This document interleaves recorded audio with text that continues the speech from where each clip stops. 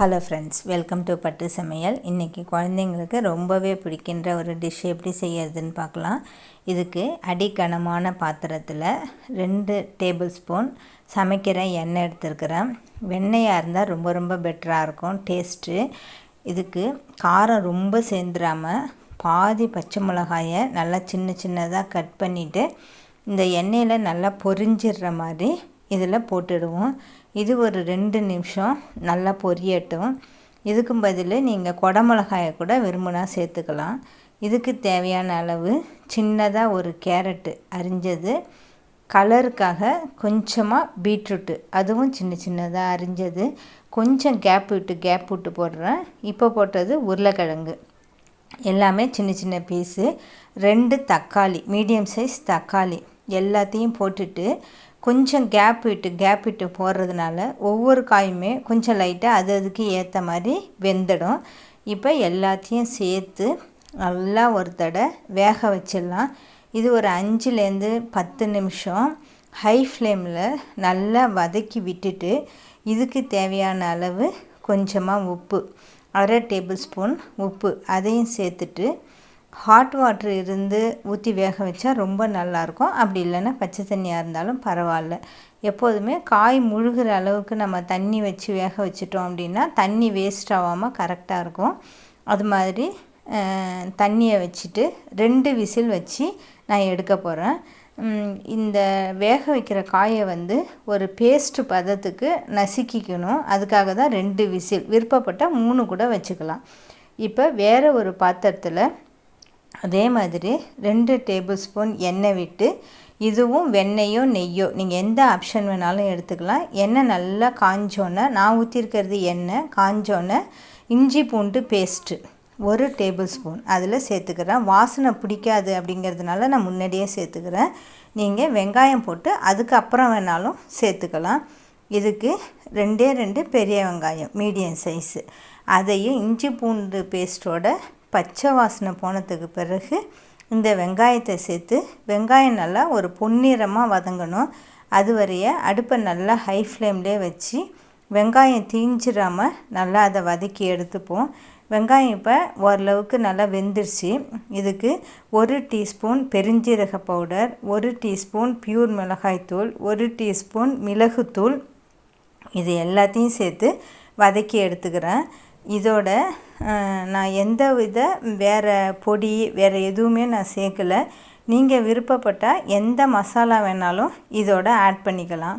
இது எல்லாத்தையும் சேர்த்து நல்லா வதக்கி விட்டுட்டு இதுக்கு தேவையான அளவு உப்பு, இந்த வெங்காயத்துக்கு மட்டும் கொஞ்சமாக உப்பு, ஏன்னா காயில் கொஞ்சம் சேர்க்குறோம், வெங்காயத்துக்கு உள்ள அளவு மட்டும் உப்பு சேர்த்து அதே மாதிரி அந்த அளவு முழுகிற மாதிரி வெந்துக்கிட்டு இருக்கட்டும்.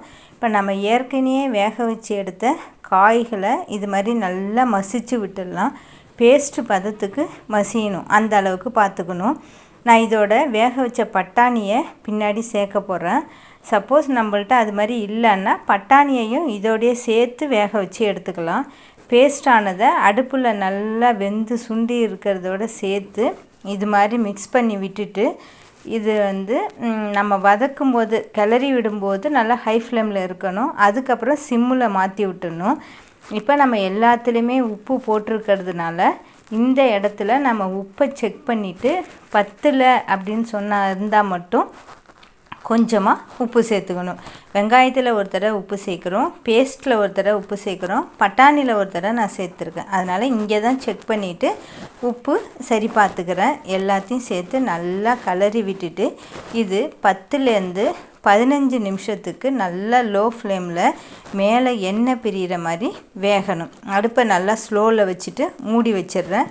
மேலே இது மாதிரி எண்ணெய் பிரிஞ்சிருக்கு, இந்த அளவே போதும். ஆனால் நான் இதுக்கு அப்புறம் இன்னும் டேஸ்ட்டுக்காக நல்லா வெந்நீரை திரும்பவும் ஒரு 1/4 டம்ளர் ஊற்றி அது சுண்டுற அளவுக்கு திரும்பவும் வேக வச்சு அதே மாதிரி எண்ணெய் பிரிஞ்சோடனே கொஞ்சமாக கொத்தமல்லி தழை மேலே நல்லா சின்னதாக கட் பண்ணி போட்டுடணும். இது சமைக்கிறதுக்கு பயன்படுத்துகிற கத்திரிக்கோல், அதெல்லாம் நல்லா கட் பண்ணி நம்ம அதில் தூவி விட்டு ஒரு கலரிட்டு அடுப்பை ஆஃப் பண்ணி விட்டுட்டோம் அப்படின்னா ரொம்பவே டேஸ்ட்டாக இருக்கும்.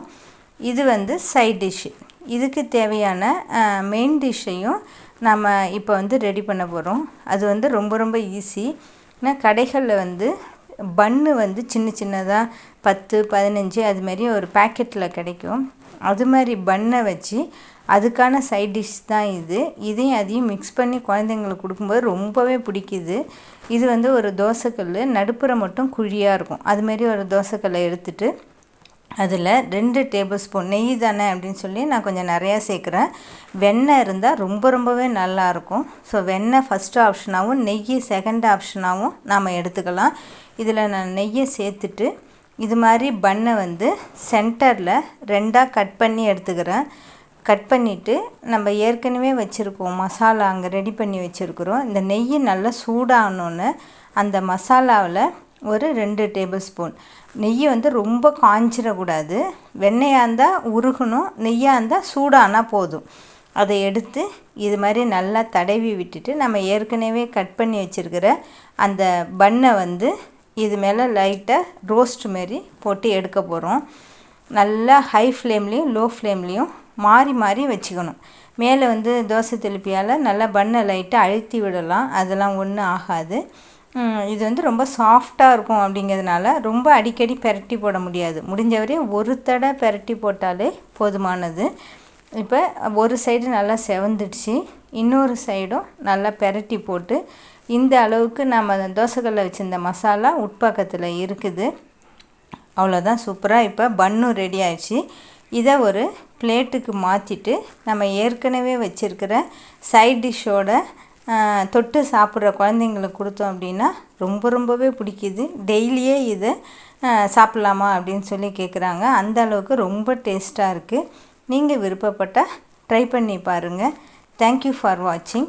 இந்த வீடியோ உங்களுக்கு பிடிச்சிருந்துச்சுன்னா பட்டு சமையலுக்கு சப்ஸ்கிரைப் பண்ணுங்கள். தேங்க்யூ.